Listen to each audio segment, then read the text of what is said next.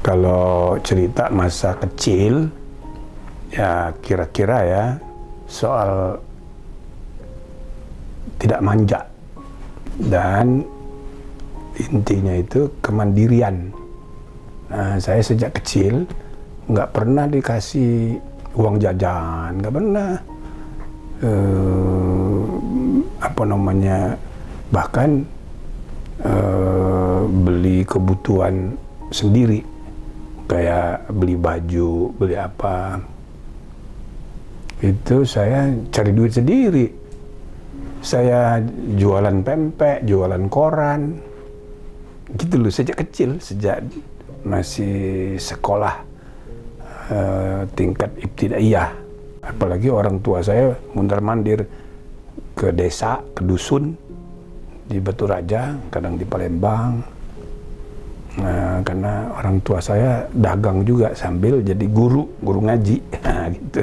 Jadi terbentuk kemandirian dalam bersikap, tidak manja. Mudah-mudahan itu jadi pelajaran juga bagi anak cucu saya kan, dan generasi muda, anak-anak pada umumnya.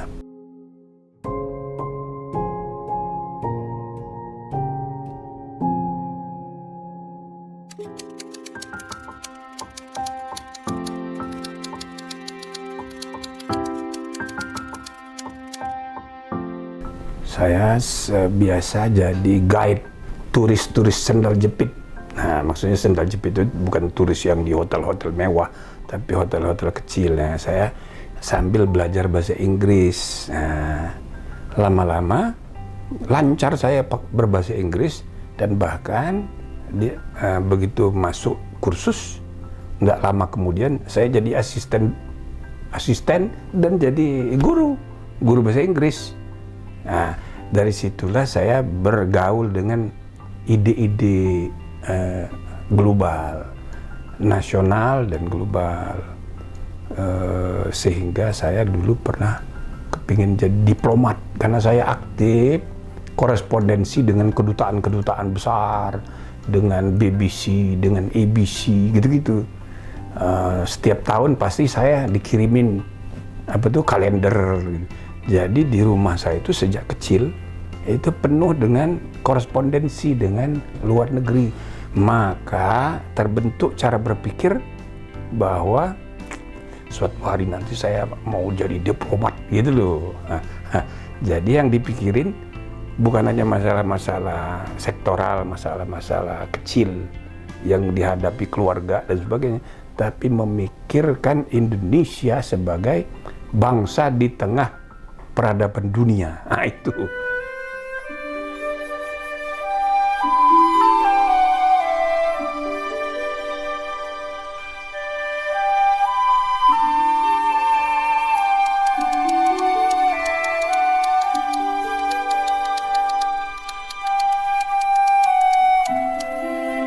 Impian saya mengenai peradilan etika. Suatu hari nanti Indonesia harus menjadi pelopor penataan sistem etika bernegara. Jadi bukan hanya sistem hukum yang harus diperbaiki, ya kan? Tapi juga sistem etika. Sistem hukum itu berurusan dengan benar salah. Sistem etika berurusan dengan baik buruk. Jangan semua urusan bernegara ini kita lihat dari segi benar salah.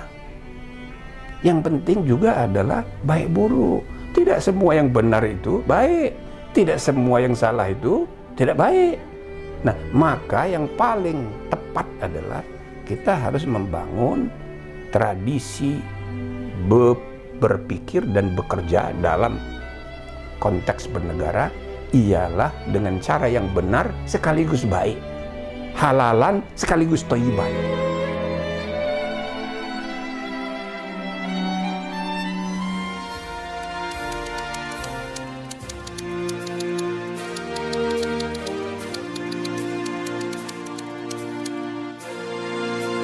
Saya lebih senang sekarang bukan hanya hukum yang saya pikirkan. Jadi tata negara itu tidak hanya hukum, tapi juga ada etika tata negara. Jadi selain constitutional law, juga constitutional ethics. Peradilan etik itu harus menjadi pengimbang peradilan hukum. Ini yang belum terwujud. Ya, mudah-mudahan nanti ada waktunya ini akan terwujud.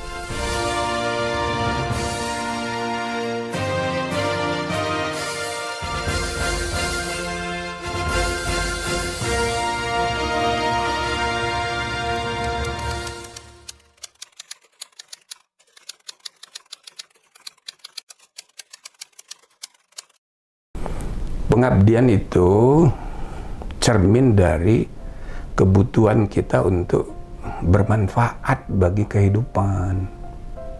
Khairun nas mayanfa'u linnas. Jadi kita ini supaya berguna, ya jadi kita harus ya mengabdi, menyumbang, bukan mengambil, ya kan?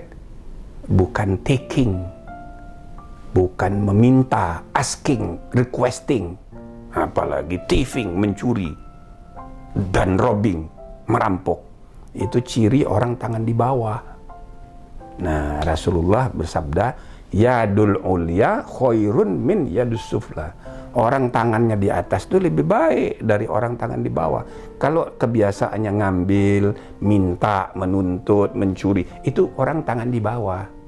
Maka yang kita diperintahkan, tangan mesti di atas. Caranya kemana?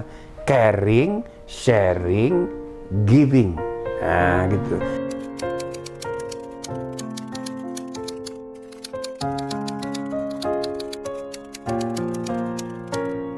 Orang akan dikenang, tidak ada orang yang tidak dikenang. Ya kan? Paling enggak dikenang oleh para malaikat, para iblis. Ya kan?